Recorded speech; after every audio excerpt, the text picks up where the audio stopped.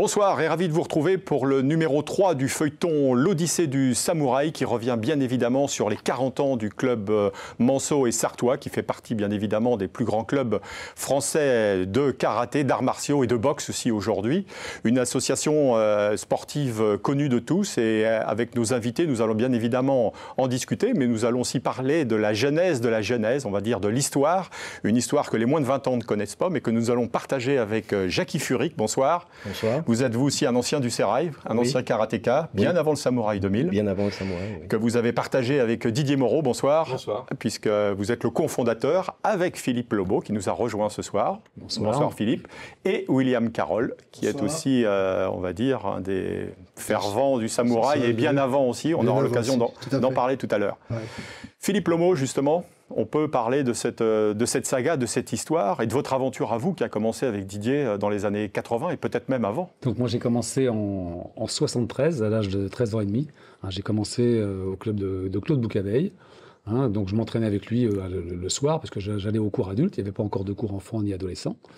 Je m'entraînais et j'ai commencé en parallèle un apprentissage dans la restauration, ce qui fait que là les cours du soir n'étaient plus compatibles. Donc je m'entraînais l'après-midi dans un autre club avec monsieur Dominique Collet. Ces cours avaient lieu au Cercle d'Argent. C'était un club où il entraînait principalement des gens qui travaillaient dans la sécurité. Donc là, inutile de dire que les entraînements étaient assez rustiques, pour ne pas dire rugueux, et puis assez austères aussi. Mais c'est ce qui m'a permis de progresser assez vite, puisque je suis, au bout de 18 mois, j'avais obtenu le grade de ceinture marron, donc juste avant la ceinture noire. Ouais. Voilà. Philippe, pour ceux qui ne le sauraient pas, on peut rappeler que Claude Boucaveille fut le président du KCO, qui fut un éducateur sportif, entraîneur, on va dire, aussi au KCO, qu'il est décédé l'année dernière, et que Christian Gauze fut champion d'Europe de karaté avant de décéder à moto en 1993. Si voilà, c'était aussi un peu quelque part mon mentor pour la compétition. C'était aussi un partenaire d'entraînement. Donc j'avais eu cette chance de pouvoir le côtoyer et de m'entraîner avec lui. En ce qui concerne mon parcours en compétition, j'ai pratiqué une dizaine d'années. Durant cette dizaine d'années, j'ai eu de nombreux titres au niveau régionaux. Ouais. Je me suis illustré un petit peu au niveau national, ce qui m'a valu d'intégrer l'équipe de France en 84-85 et d'avoir une présélection pour les championnats du monde de Maastricht de 84. Et puis après, il y a eu le samouraï, bien évidemment, et aujourd'hui vous êtes Alors avant le samouraï, il y a eu quand même ce goût pour l'enseignement qui est arrivé un petit peu par hasard, un peu comme beaucoup, c'est-à-dire que devant l'absence du professeur, qui le remplaçait, c'était le plus gradé présent, et souvent c'était moi. Et à cette époque, c'était les années Bruce Lee, il y avait des fois plus d'une centaine d'adultes qui étaient dans le gymnase, et je me suis retrouvé, moi, du haut de mes 16 ans, à encadrer des cours adultes comme ça. Et c'est comme ça que j'ai pris goût, finalement, parce que les adultes à qui je donnais des cours semblaient assez satisfaits de ce que je leur proposais. Et M. Boucaveille, ayant ouvert une section à Cité-le-Guillaume, m'avait donc missionné pour encadrer ce club. Et c'est comme ça que j'ai fait mes premières armes dans l'enseignement. Didier Moreau, même question. Comment tout ça a commencé? Parce que je crois que vous faisiez du judo à la base. Oui, complètement. Moi, c'était Ronceret, quartier un peu difficile au Mans, on va dire, et puis jeunesse un peu bagarreur, un peu intrépide. Et puis mes parents m'ont mis au judo pour me calmer un peu. Et puis j'étais ceinture bleue, j'ai fait des compétitions, champion de la Sarthe. Et puis ça me suffisait pas. J'avais envie, même chose, année Bruce Lee, j'avais envie de taper un peu plus et que ça soit un peu plus physique. Et donc je me suis mis au karaté, là encore avec les enfants, au commissariat du Mans, avec Marc et Dominique Lecomte, mes deux profs. Et puis comme Philippe, il y a des moments où les profs venaient plus, et moi j'étais le plus gradé, et à 16 ans j'ai commencé à enseigner. Donc ça a un peu changé ma vie, parce que ça m'a permis d'exister, permis d'être en avant à travers l'enseignement. Et puis ensuite c'est là que j'ai commencé à aller avec les adultes à l'EPO, au gymnase de l'EPO. Et puis ensuite c'est les titres de champion de France junior, champion de France senior. J'ai fait champion d'Europe junior à cette époque-là, en 82. L'équipe de France. Et là, les voyages, traverser le monde, 7 championnats du monde ensuite, et plein de titres. Et voilà, une superbe aventure en passant par l'INSEP. Et puis, ça a changé tout pour moi. Et c'est à ce moment-là que j'ai rencontré Philippe. Comment s'est passée la rencontre, on peut en parler, entre vous deux, le début, Philippe? En deux temps, je dirais. Avant mon service militaire, où là, bon Didier, je l'avais croisé un petit peu dans les cours adultes, où il venait de temps en temps, puisqu'il commençait à être gradé. La première fois que je l'ai vu, je pense qu'il était ceinture verte. Et puis, à mon retour de l'armée, où là, il avait pris du grade aussi. Et puis là, on a commencé à s'entraîner ensemble. Et puis, j'allais m'entraîner aussi dans son garage, parce qu'à l'époque, il n'y avait pas beaucoup d'endroits pour pouvoir s'entraîner en dehors des heures de cours habituelles. Donc, c'est comme ça qu'on a commencé vraiment à travailler ensemble. Et puis, dans mon club de Cille-Guillaume dont je parlais tout à l'heure, le premier stage qui avait été organisé, on l'a encadré tous les deux. Et c'est à partir de ce moment-là qu'a vraiment commencé notre collaboration, et puis qui dure encore aujourd'hui. Ouais. Didier, vous en souvenez forcément?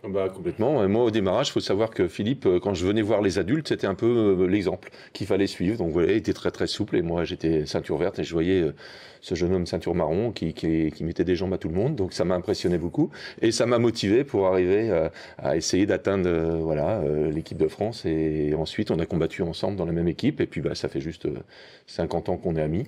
Et c'est une aventure extraordinaire, sur le plan humain d'abord, et sur le plan sportif aussi. Restez avec nous, on se retrouve tout de suite justement pour parler et suivre cette aventure avec les grands témoins.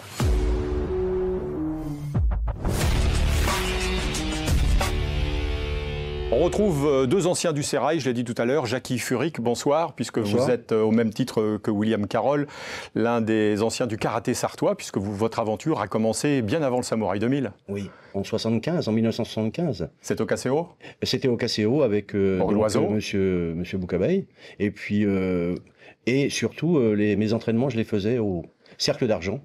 C'était où ça, le Cercle d'Argent? C'était à Saint-Pavas. C'est une salle où j'ai connu mon professeur de l'époque, c'était monsieur Philippe Lomo, qui m'a formé avec Dominique Collet, qui était notre professeur à tous les deux, et à d'autres gens. Et c'était donc des entraînements relativement durs, assez difficiles, mais qui nous permettaient aussi d'évoluer positivement. Ouais, ça veut dire que c'est grâce à Philippe que vous avez passé votre premier dan? Il a toujours été là pour m'aider aussi. Ouais. Psychologiquement, il me poussait, parce que moi j'étais un peu, comment on dit, et il m'a toujours poussé, et je l'ai suivi un peu partout, jusqu'au Samouraï 2000 actuellement. Ouais. Mais du moins, pas actuellement, parce que j'ai arrêté pendant quelques années.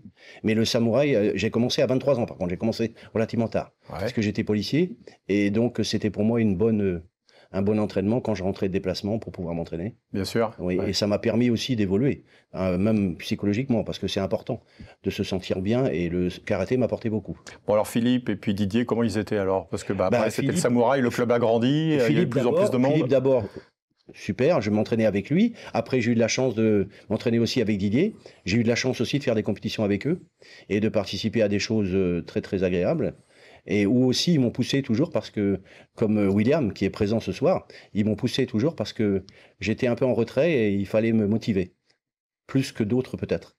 Mais grâce à eux, j'ai beaucoup évolué, et je pourrais toujours dire que ça a été un honneur de travailler avec eux. Ouais. Bon alors Jackie, une petite anecdote peut-être les concernant, ou concernant l'un plus que l'autre? Déjà pour moi, on me disait régulièrement, sois pas en retard. Et il y avait un gage, non? Il y avait une punition, Pas toujours, mais aux entraînements, il fallait que je sois pertinent. Sinon, ça le faisait pas. Et voilà, non, sinon une anecdote, on a fait quelques déplacements ensemble, et que vous dire, bon, il y a eu Paris, il y a eu d'autres, la région aussi, où j'ai eu de la chance de continuer, et puis les anecdotes suivent après, mais c'est le Samouraï, parce qu'après, ça a été pour moi la self-défense qui a été la suite du karaté. Bon, merci Jackie. William, il fallait à l'heure, vous êtes 6e dan aujourd'hui, oui. Vous continuez toujours le karaté? Je continue jusqu'à maintenant. Après combien? 40 ans de pratique? Pratiquement 40 ans, même un peu plus quand même. D'accord. Pratique, quoi. Alors vous aussi, vous étiez dans l'aventure comme tous les autres? Oui, ceux qui sont sur ce plateau, oui, mais la différence qu'il y a avec certains, c'est que moi j'ai commencé par un bouquin, donc j'étais autodidacte. J'ai acheté le livre de Cazé, tout ça, etc. Quand j'étais dans la police nationale, quoi. D'accord. Et donc je suis entré au club du KCO qui était l'Oiseau, avec Boucabeille, qui était collègue en même temps, au commissariat avec moi. Ouais. Donc je me suis entraîné là. Et en 77, j'ai eu mon passeport, et c'est là que j'ai fait ma première compétition. Une petite anecdote aussi, William?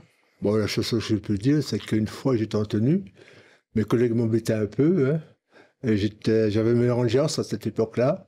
J'en ai placé un à la hauteur du placard et j'ai fait un mawashi plus haut, quoi. Ah oui. On gère ça, voilà. Mawashi, pour ceux qui ne le savent pas, c'est ça, c'est lever la jambe, coup de pied sur les côtés, quoi. Le coup de pied circulaire. Le coup de pied circulaire. Voilà. Bon, bah, super. Et vous continuez toujours aujourd'hui à pratiquer? Oui, je continue à pratiquer avec Ouais. Philippe et Didier et puis les autres qui sont à côté. Bon, toujours sur moi. On va dire que vous enfilez les gants. Et la transition est toute trouvée, mon cher Philippe, pour commenter justement les gants qui sont sur ce plateau ici. L'évolution voilà, du matériel. Voilà, c'est l'évolution du matériel. On a commencé les compétitions dans les années 70 où il n'y avait pas de protection de poing du tout, pour ensuite avoir des petites mitaines, comme vous pouvez les voir là, ici. Et puis pour arriver à une protection, la bleue, beaucoup plus épaisse. Hein. Si on empile les trois autres, ça fait même pas encore le volume de la protection actuelle. Et cette protection, pour la petite histoire, ce sont celles de Leïla, hein, avec lesquelles elle a combattu aux Jeux Olympiques. Merci les amis, on se retrouve dans un instant pour la troisième partie, élargir l'horizon avec Didier Moreau et Philippe Lemot. A tout de suite.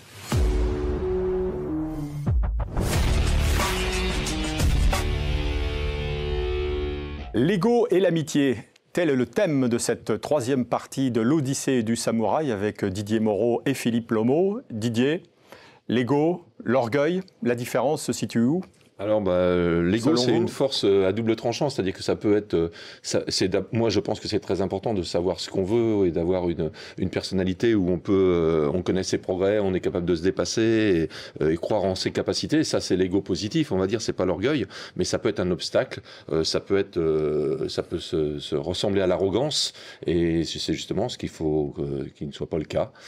Faut essayer de faire en sorte qu'on sache ce qu'on vaut, mais que ça soit pas au détriment des autres, quoi. Et c'est ce qui nous a permis, en particulier, de collaborer avec Philippe, parce que collaborer aussi longtemps en se respectant et en n'ayant pas de hiérarchie, en pensant pas qui c'est qui est le meilleur. À chaque fois, on avait chacun des compétences différentes et on a essayé d'être complémentaires. Et chacun, avec notre ego, on a essayé de travailler ensemble. C'est perçu comme une force, Didier? Complètement, ouais, c'est indispensable. Il faut vraiment et on apprend ça dans le haut niveau, à ce que les gens, ils aient après, il faut que ça soit bien interprété, mais une haute estime de soi, qui sachent ce qu'ils font là où ils sont bons, et bien sûr qu'ils soient capables de s'autocritiquer et de faire, de savoir ce qui va pas. Et c'est pour ça qu'il faut absolument débriefer. Dans le haut niveau, on n'arrête pas de débriefer.